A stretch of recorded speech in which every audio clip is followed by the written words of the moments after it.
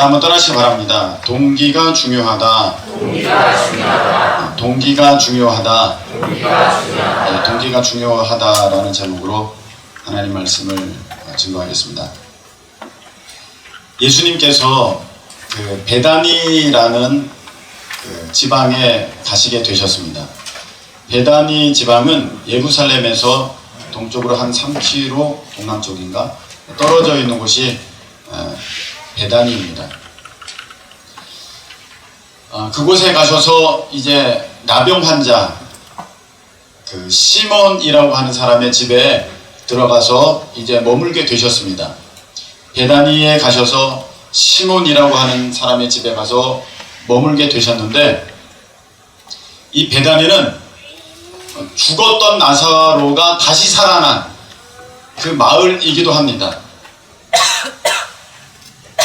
그래서 그 시몬 집에 모였을 때 마태복음 26장에 있는 이 말씀은 마가복음에도 있고 요한복음에도 있는데, 거기 보면 나사로도 그 자리에 있었다고 그렇게 되어 있습니다. 그런 차에 오늘 한 여인이 예수님께 나옵니다.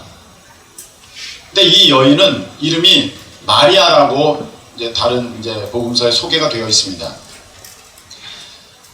행실이 좋지 못했던 여인도 이런 비슷한 행함을 예수님께 보이게 되는데, 그 여인이 아니라 그 나사로의 동생인, 그 여동생인 그 마리아가 이제 예수님께 와서 그 옥합을 깨가지고 향유를 예수님의 머리에 부어드리고, 그리고 그 향유는 이제 흘러서 이제 발까지 적셔지게 되는, 여기는 나오지 않습니다만 다른 복음서에는 이제 그렇게 소개가 되어 있습니다. 그 발까지 적시고 자기의 머리털로 예수님의 발을 이제 닦아드리는 이제 그 모습이 이제 오늘 이 장면의 모습입니다. 그런데 이 여인은 지금 이 마리아는 예수님 앞에 향유를 부어 드릴 때 제자들의 모습을 한번 보시기 바랍니다. 8절. 제자들의 모습을 한번 보시기 바랍니다. 제자들은 뭐라고 했습니까? 제자들이 보고 분개하였습니다. 화가 났습니다. 그리고 무슨 의도로 이것을 하느냐, 이렇게 이 여인에게 물어보았습니다. 자, 여러분 이해가 되십니까? 지금 시몬의 집에 예수님께서 오셔서 식사를 하고 계시는 동안에 마리아가 와서 예수님께 머리에 향유를 딱 부어드렸더니 제자들이 화를 냈습니다. 그러면서 아니 도대체 마리아, 이거 무슨 의도로 이렇게 하는 것이요? 동기가 무엇이요? 이렇게 화를 내면서 제자들이 다그쳤다는 것입니다. 자, 여기 보면 우리가 대비되는 두 그 모습이 나오게 됩니다. 하나는 마리아의 모습이고 하나는 이 제자들의 모습입니다. 마리아는 예수님께 향유를 부어드렸고 제자들은 화를 냈고, 그 중에 가룟 유다는 이거 팔아서 가난한 사람들에게 나눠줬으면 훨씬 더 좋아하지 않겠느냐라는 말을 하게 됩니다. 자, 이 상황 가운데 우리는 제자들의 이 질문을 한번 주목해 보시기 바랍니다. 무슨 의도로 이것을 했느냐? 사실 이 마리아의 이 모습은 일반적인 모습이 아닙니다. 지나쳐도 굉장히 정도가 지나친 모습입니다. 그 당시의 풍습을 여러분 한번 제가 설명해 드릴 테니까 한번 들어보시기 바랍니다. 여기는 이스라엘입니다. 이스라엘은 사막기후입니다. 밤에는 기온이 떨어지지만 낮에는 무척이나 덥습니다. 그러다 보니까 이 햇볕 가운데 움직이게 되면 땀이 납니다. 그런데 상대적으로 물은 풍족하지 않았습니다. 그러다 보니까 몸에서 냄새가 날 수 있죠. 네, 그래서 향수는 물이 풍족하지 않으니까 향수는 굉장히 요긴한 이 사람들에게 있어서 그때 당시 중요한 목욕, 어떤 미용, 그런 용품이 되기도 했습니다. 그런데 향유는 향수보다 값이 비쌌습니다. 향유는 보통 이 지역에서는 올리브 나무가 감람나무가 많았기 때문에 거기서 올리브유, 여러분들이 그 요새 아주 잘 드시는 거 있지 않습니까? 그 올리브 나무에서 뽑는 게 올리브유인데 그 올리브유에다가 기름에다가 향기가 나는 재료를 섞어서 만들어내는 것이 이제 이 향유입니다. 향수보다는 값이 비싸죠. 그래서 이것을 갖고 있다가 보통 어느 때 썼냐면은 집에 그냥 일반적으로 이웃집 사람이 부침개했어 이거 먹어봐 이렇게 가져올 때가 아니라 귀한 손님이 오시면 그 집 주인이 이 향유를 머리에 조금 발라드립니다. 몇 방울 발라드리면 그에게 있어서 이제 좋은 향기가 이렇게 자기도 맡고 이렇게 풍겨나게 되니까 그것이 자기 집에 들어오는 손님을 굉장히 존대하는 경의를 표하는 그런 모습이었습니다. 근데 오늘 이 마리아가 보여준 모습은 정도가 지나쳐도 굉장히 지나친 것입니다. 보통의 관습은 그렇게 몇 방울 뿌려가지고 머리에 발라서 이 향기가 나면 되는 거였는데 그거를 통으로 부어드렸다는 것입니다.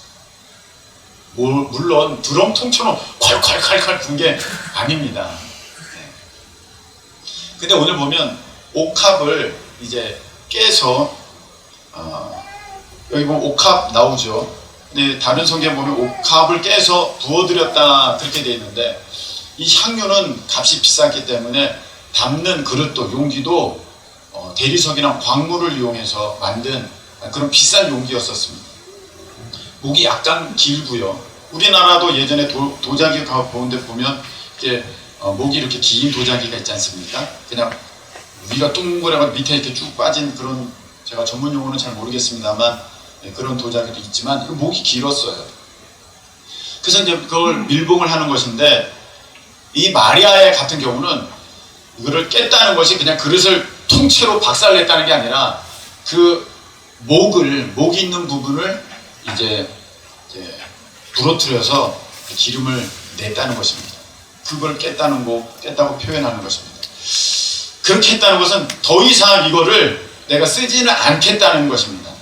완전히 다 써버리겠다. 나를 위해서 조금 더 남겨놓지는 않고 내가 다 쓰겠다는 표현입니다. 옥합을 깼다는 것은 그 목 부분을 부러뜨린 것이니까요. 그래서 이렇게 부어드리는데 여기 보니까 7절에 매우 귀한 향유 이렇게 되어 있습니다. 매우 귀한 향유. 우리가 마가복음에 보면 이 말씀이 있습니다. 마가복음에 보면 예수께서 베다니 나병 환자 시몬의 집에서 식사하실 때에 한 여자가 매우 값진, 그렇죠? 향유, 그러면서 뭐라고 되어 있습니까? 곧 순전한 나드 한 옥합을 가지고 와서 그 옥합을 깨뜨려 이렇게 되어 있습니다. 이 마태복음에서는 그냥 이제 그 매우 귀한 향유 되어 있는데 마가복음과 요한복음에서는 이 향유의 종류가 나와 있습니다. 나드 향유라는 것입니다. 올리브 향유가 아니라 나드 향유라는 것입니다. 매우 값지다고 되어 있고 요한복음에는 아주 비싸다고 되어 있습니다. 지극히 비싼, 매우 비싼 향유, 나드 향유 그렇게 되어 있습니다.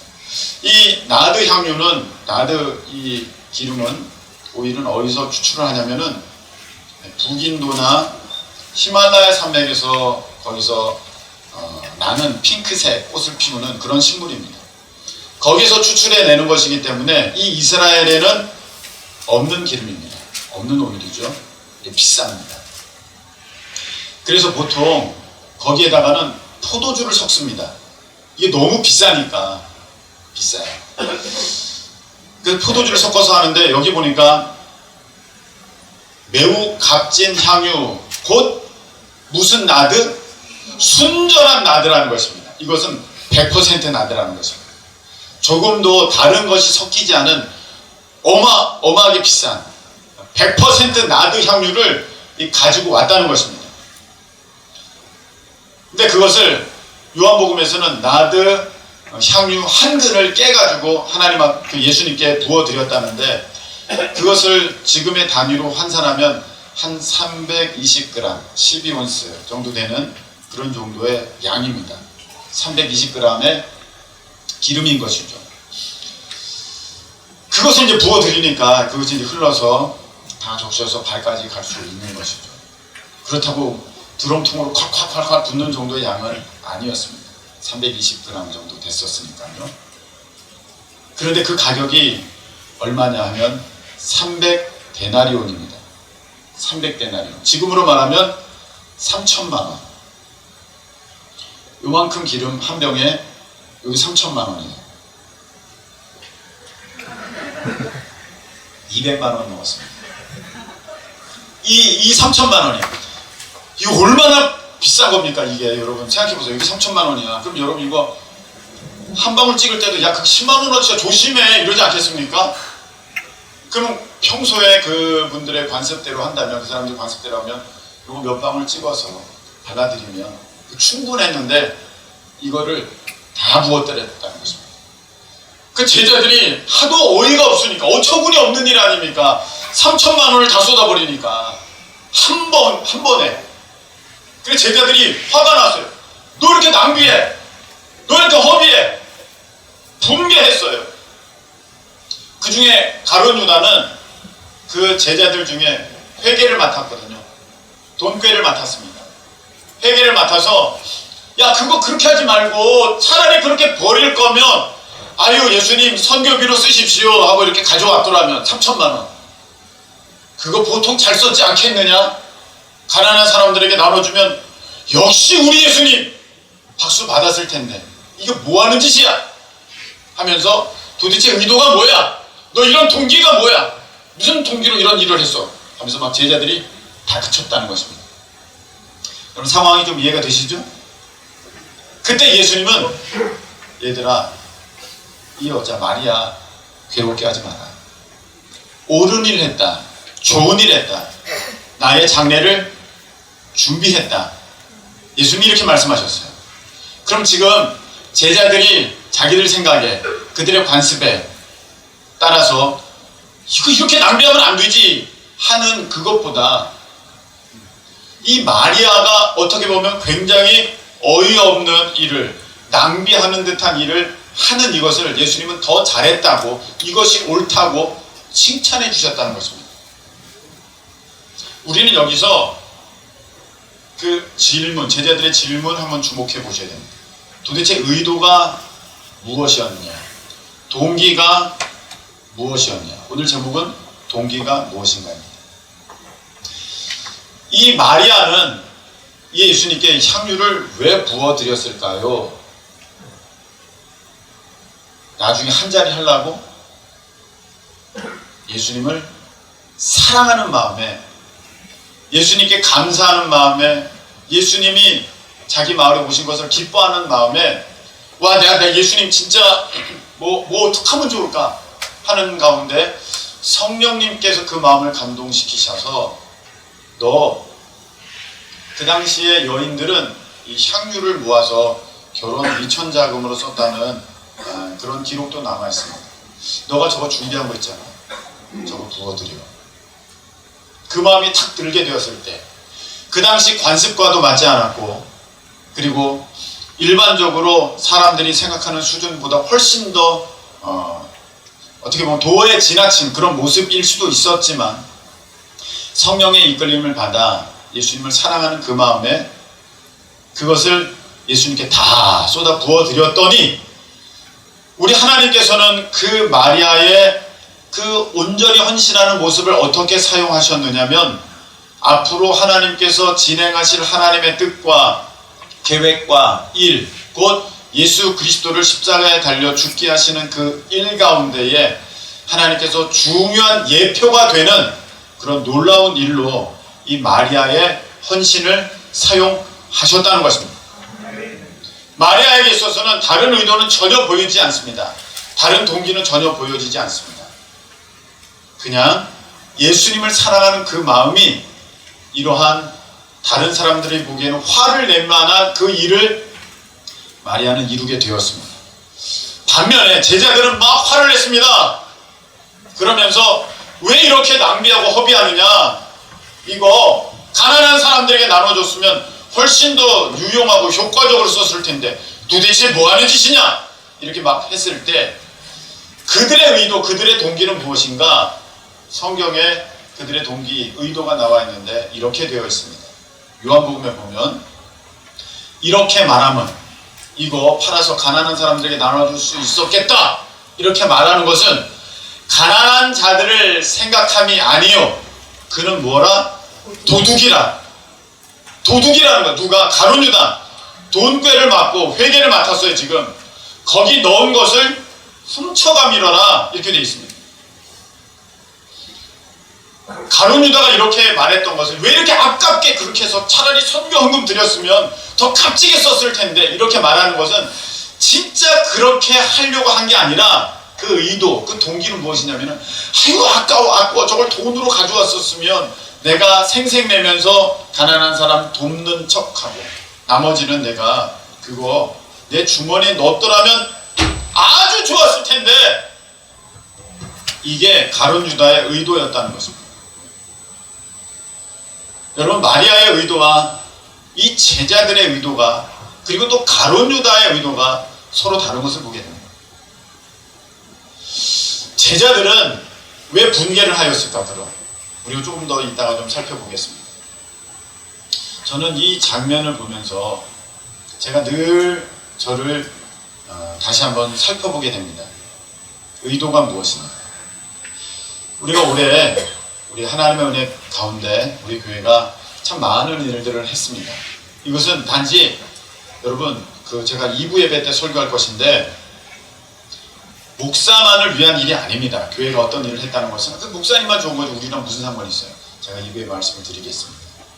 이것은 우리에게 좋은 것입니다. 할렐루야. 네. 우리가 올해 참 많은 일들을 했는데 그때 제가 이런 얘기들을 듣게 됩니다. 김성원 목사님, 이 일을 하는 이유가 무엇입니까? 이 일을 하는 동기가 무엇입니까? 이 일을 하는 그 의도가 무엇입니까? 물어보는 목사님들이 많았어요. 왜냐하면 그동안 너무 조용하게 있었잖아요. 우리 교회가. 저도 조용하게 뭐 드러내는 그런 조용해서 뭐 이렇게 드러내고 막 앞서가고 뭐 나 뭐 하겠습니다 그런지는 못했거든요. 지방에서. 그런데 이렇게 제가 평소에 가졌던 모습과는 전혀 다르게 우리가 인천을 상대로 이런 행사를 하겠습니다. 우리가 이 다음 세대를 살리는 이 일에 이런 일을 이제 학교마다 교회를 세우는 일을 하겠습니다. 이렇게 할 때 사람들은 저를 이상한 눈으로 보기 시작했습니다. 도대체 왜 이렇게 하는 거지? 너무 지나친 거 아닌가? 너무 무리하는 거 아닌가? 도대체 의도가 뭔가? 어떤 목사님은 이런 생각을 했습니다. 김성훈 목사가 그동안 잠잠히 있다가 본색을 드러내는구만. 이제 드디어 자기 이름 알리기 시작했어. 저를 행사하면서 다 자기 이름 알리는 거지 뭐. 에휴, 똑같은 경우를 가는구나. 그렇게 말씀하신 목사님도 있었습니다. 근데 여러분 아시겠지만 포스터에 제 이름 나온 적 없습니다. 김성훈 목사 나온 적 없어요. 포스터에 우리 교회 이름 크게 나온 적도 없습니다. 그냥 단지 그 후원 교회에 큰 기쁨 교회 밑에 조그맣게 들어갔을 뿐입니다. 그냥 행사 내용 나와 있고 그걸 어느 팀이 하는지 그렇게만 나와 있습니다.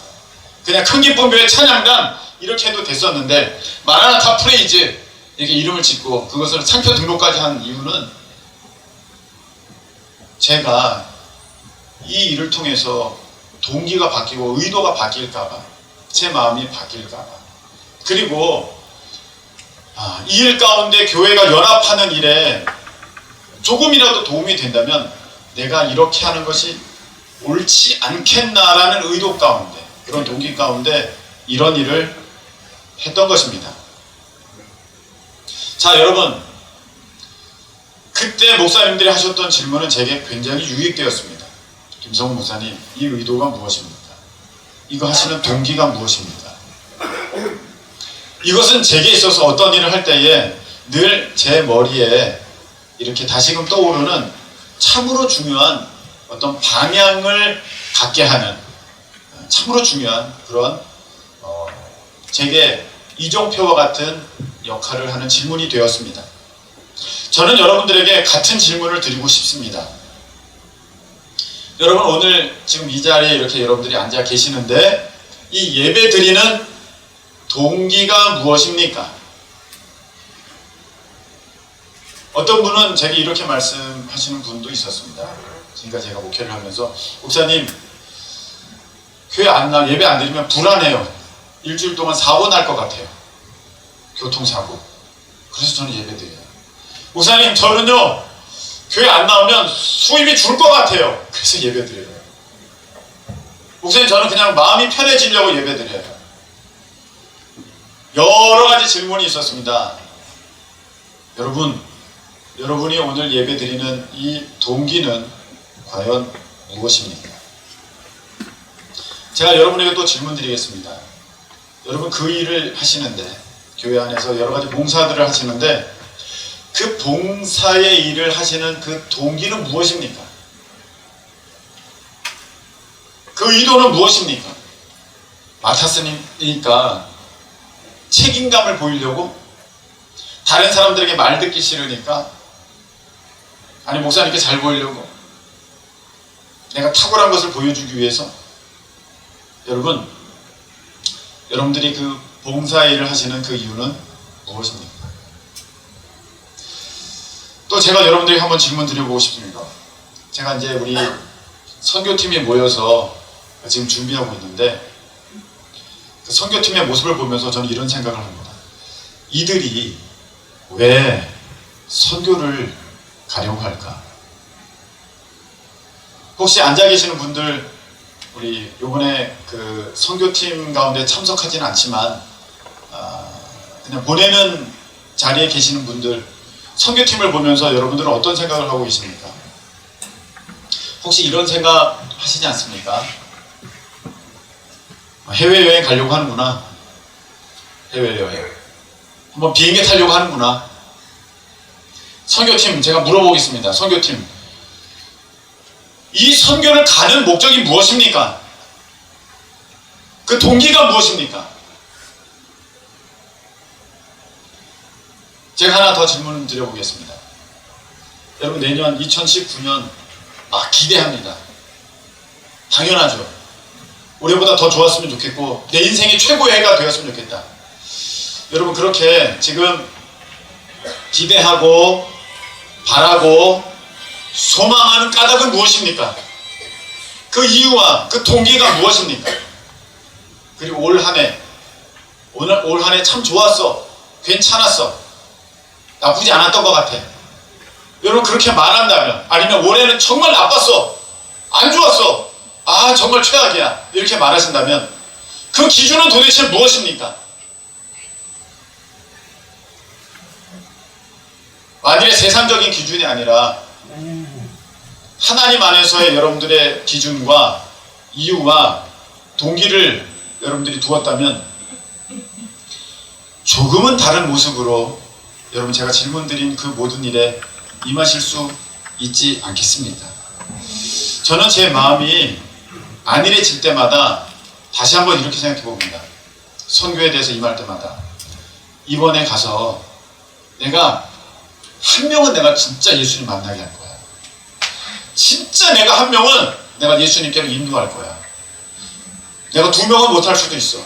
근데 한 명은 내가 예수님께로, 내가 진짜 예수님 소개해서 그가 예수님 믿게 되는 거 나 진짜 보고 싶어. 그러면 여러분, 우리가 선교팀 그 모임에 임하는 나의 기도가 달라지게 될 것이고, 그 전도하려고 외우는 태국 언어, 미얀마 언어, 그 열심이 달라지게 될 것이고, 내가 찬양에 임할 때에 그 찬양을 부를 때에 내 모습이 분명 달라질 것이라 저는 그렇게 확신합니다. 동기가 무엇이냐? 그냥 가서 내가 이거 공연하면 되지? 태국, 나 처음 가는데, 신기하게, 얼마나 재밌을까? 그런 마음도 있지만, 정말로 내가 가져야 되는 그 동기와 의도, 내가 한 명 가서 진짜 나로 인해서 복음 듣는 역사가 있기를 원합니다. 그러면 여러분, 우리는 그 마음 중심에서부터 이 선교에 임하는 자세가 분명히 달라지게 될 것입니다. 저는 이 우리 성도들과 함께 올해 여러 가지 일들을 하면서 저는 이 여인의 모습을 한번 기억해 봅니다. 그냥 다른 이유가 없습니다. 그냥 모여서 찬양하면 좋겠다. 우리 믿는 사람들이 하나님을 전심으로 찬양하면 좋겠다. 다음 세대가 10년 전보다 지금 5분의 1로 줄었는데 5분의 1로 줄었는데 앞으로 10년 지나가면 또 5분의 1이 또 준답니다. 예상하기로는. 그럼 남는 게 없는 거예요. 이제 교회에 남는 젊은이들이 없는 거예요. 그럼 지금 아주 큰 교회들도 이제 앞으로 10년만 지나가면 그 안에 사람이 없다는 것입니다. 이런 일이 있기 전에 우리가 다음 세대를 일깨워야 하는 이 일에 하나님께서 그 안타까움을 갖고 계신다면 그 마음을 생각할 때 이 여인처럼 쏟아 부어야 되지 않겠는가. 다른 사람들은 그거 왜 하냐고. 그냥 다음 세대 살리는 선교단체에 한 10만원씩 후원하면 되지 않냐. 아니 그냥 그런 거 집회에 한 번씩 찾아가면 되지 않겠냐고. 그런 말씀을 하시는데 그건 일반적인 관습이라면 사람들이 이 시대에 생각하는 것이 그냥 몇 방울 머리에 얹어서 발라드려가지고 향기로운 냄새가 나는 것이 전부였다면 우리는 이 여인처럼 온전히 하나님을 사랑하는 마음 가운데 이 일을 해드리고 쏟아 부을 때 혹시 아십니까? 하나님께서 다음 세대를 살리려고 이렇게 하셨더라고 말씀하게 하실지. 아멘. 이 마리아는 전혀 몰랐습니다만 예수님은 이 여인이 나의 장례를 준비하였다. 하나님의 뜻을 이루게 되었다. 그렇게 설명한 것입니다. 여러분 이렇게 의도와 동기가 달랐던 모습은 예수님과 제자들 사이에서도 있었습니다. 마태복음 20장에 보면 이런 장면이 나옵니다. 길을 걸어가는데 예수님께서 가실 때에 세베대의 아들 야고보와 요한이 예수님께 질문합니다. 예수님 왜 그러느냐. 예수님의 나라가 임하실 때, 그 말은 곧 예수님이 왕이 되실 때, 제자들은 처음에 예수님 왕 될 줄 알았어요. 그리고 백성들도 왕으로 막 삼으려고 막 그럴 때 예수님은 그 자리를 떠나셨거든요. 야, 이 정도 인기, 이 정도 능력, 이 정도 권세면 이분이 우리나라를 이 로마 식민지로부터 건져내서 온전한 시온의 국가를 이루는 그러한 왕이 되게 하실 거야. 그렇게 될 때 예수님, 저 야고보와 요한이 있는데 한 명은 예수님 오른편에, 한 명은 예수님 왼편에 그렇게 앉게 해주세요. 영의정, 우의정, 좌의정 되게 해주세요. 비서실장, 총리 그렇게 되게 해주세요. 그렇게 지금 인사청탁을 하는 거예요. 부탁을 하는 거예요. 예수님. 그랬더니 예수님께서 이 말씀하셨어요. 마태복음 10장에 자, 예수께서 대답하여 이르시되 너희는 너희가 구하는 것을 알지 못하는도다. 예수님 한 잔씩 주세요. 그러니까 너희는 지금 너희가 뭘 구하는지 알지 못한다. 너 지금 동기가 나랑 다르다.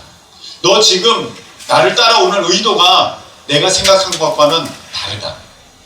내가 마시려는 잔을 너희가 마실 수 있느냐. 여러분 이것은 관용적인 표현이거든요. 그 문화 가운데 그 시대 사람들이 습관을 따라 사용하는 표현이 관용적 표현입니다. 우리로 말하면 야 이거 너무 쉬운 일이야. 그러면 식은 뭐 먹기? 식은 죽 먹기. 외국인들은 이거 들으면 갑자기 왜 죽을 먹으라고 그러는 거야. 그럴 수 있잖아요. 이건 우리 안에 우리가 습관을 따라 사용하는 관용적 표현인데 그 잔을 마신다는 것은 그 일을 감당해낸다는 뜻이 있거든요. 예수님께서 기도하실 때 하나님 이 잔을 내게서 옮기시옵소서. 이 말은 이 일을 내게서 옮기시옵소서. 이 일이 이루어지지 않게 하여 주옵소서. 이렇게 말씀하시는 거예요. 내가 마시려는 잔을 너희가 마실 수 있느냐 할 때 너 내가 하려는 것 너도 할 수 있겠어?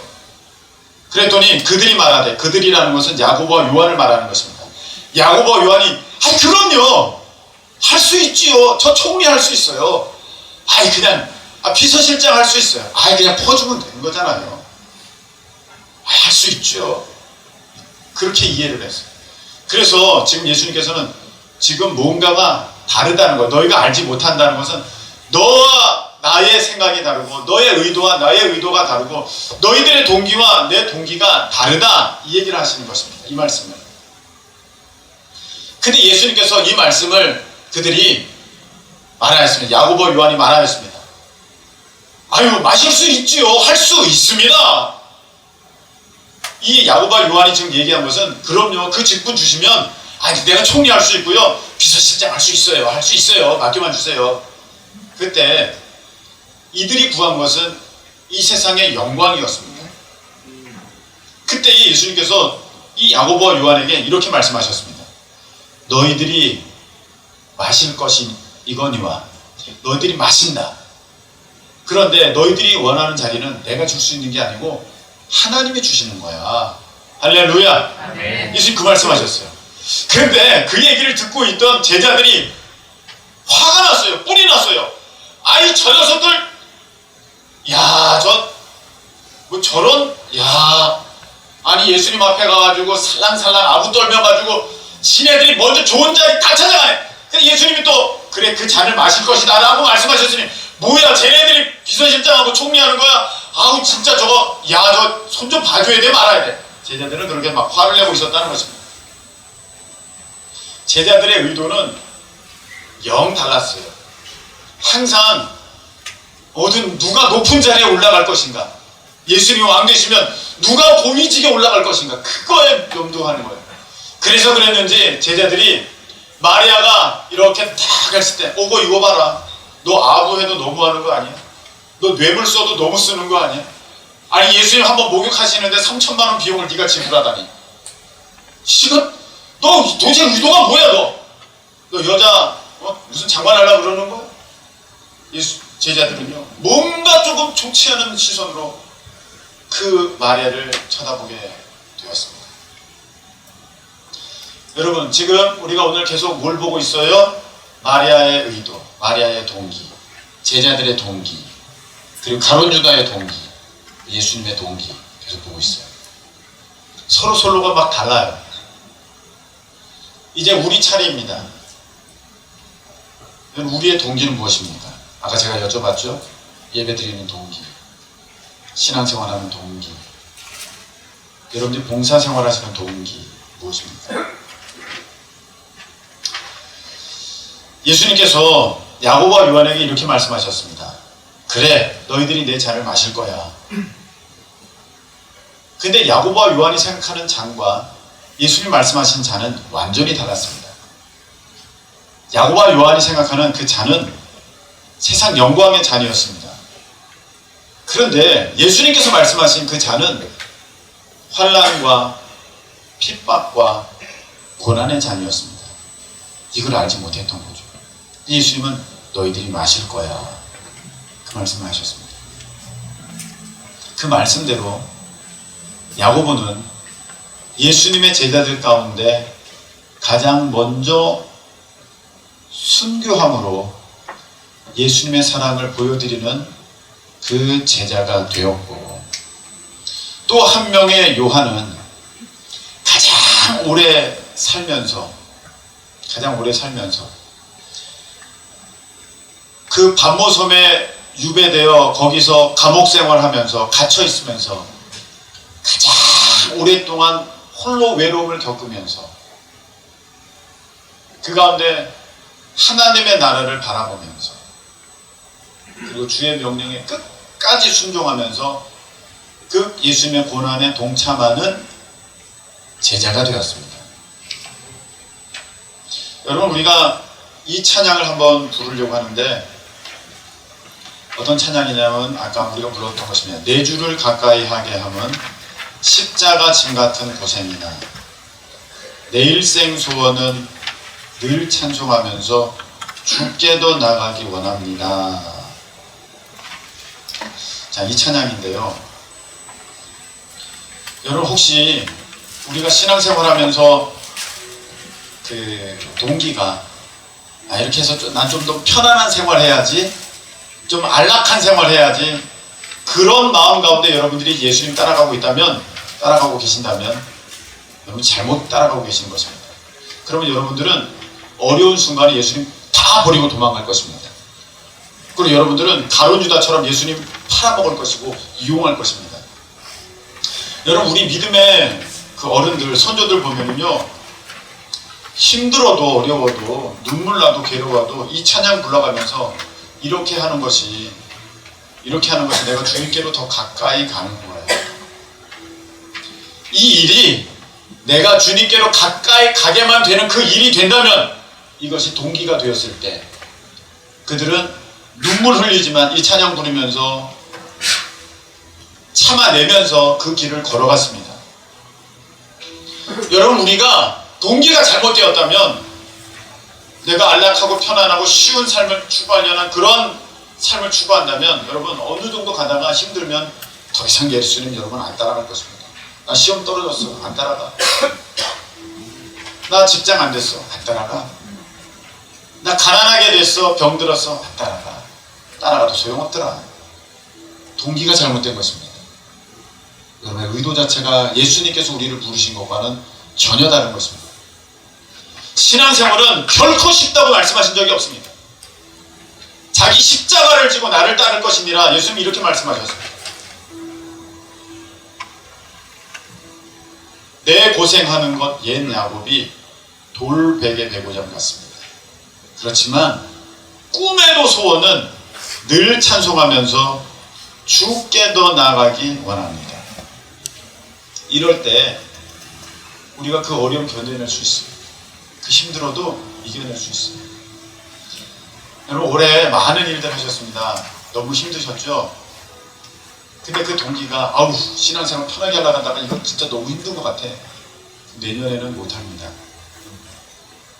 그런데 이 일을 통해서 주의 나라가 임하고 내가 주님께 더 가까이 나아가는 믿음의 사람이 된다면,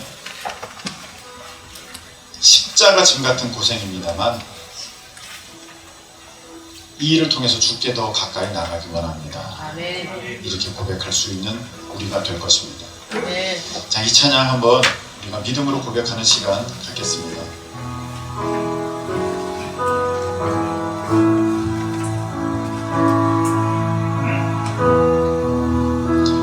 자, 우리의 의도와 동기를 한번 바라보면서 내 주께 가까이 하게 하고, 내 주를 가까이 하게 하는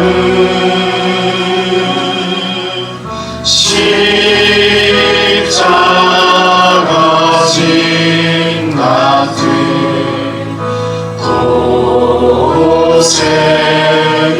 고생이나 영생 소원을